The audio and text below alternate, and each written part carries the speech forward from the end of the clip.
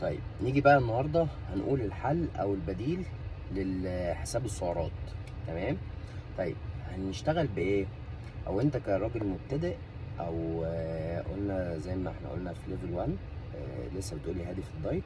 هنبدا بحاجه اسمها هاند بورشن، اللي هو ايه؟ اللي هو هنحسب سعراتنا او احتياجاتنا من الجسم باستخدام كفه ايدك، كفه ايدك بس. تمام. طب ازاي هنعمل الكلام ده؟ خلينا نبدأ مثلا، وليكن هنبدأ بالبروتين. طيب البروتين ده اللي هو زي ايه؟ قلنا سمك، فراخ، لحوم، بيض. اوكي. طيب هتيجي مثلا في كل وجبة، وليكن ان احنا هناكل في اليوم 3 وجبات. هتيجي في كل وجبة هناخد قد راحة كف اليد بروتين. تمام. في كل وجبة. تمام. هناخد بالنسبة للراجل هيبقى 2 مقدار في كل وجبة، بالنسبة للبنت هيبقى 1 مقدار. يعني سي مثلا انت جاي مثلا في وجبة الغداء هناكل وليكن لحمة.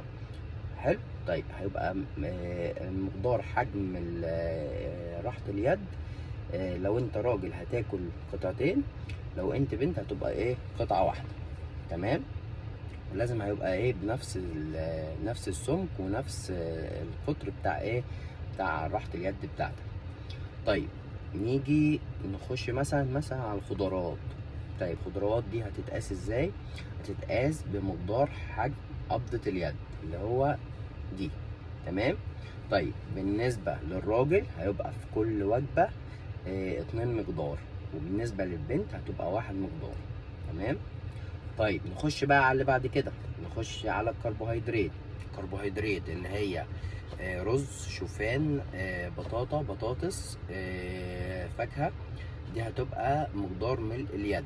طيب ملء اليد تيجي عند الراجل في كل وجبة هيبقى 2 مقدار، وللبنت 1 مقدار.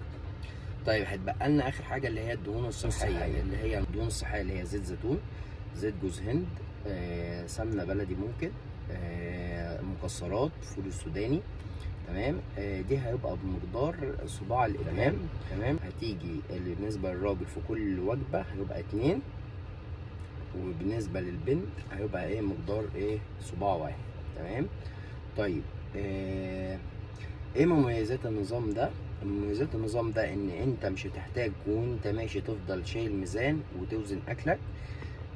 مميزاته ان سهله، هتبقى معاك ايدك في اي مكان. خلاص انت مثلا داخل هتاكل في مطعم، هتبقى عارف مثلا هتاكل قد ايه لحمه، قد ايه فراخ، هيبقى باينه حتى لو بمجرد النظر شويه. حلو.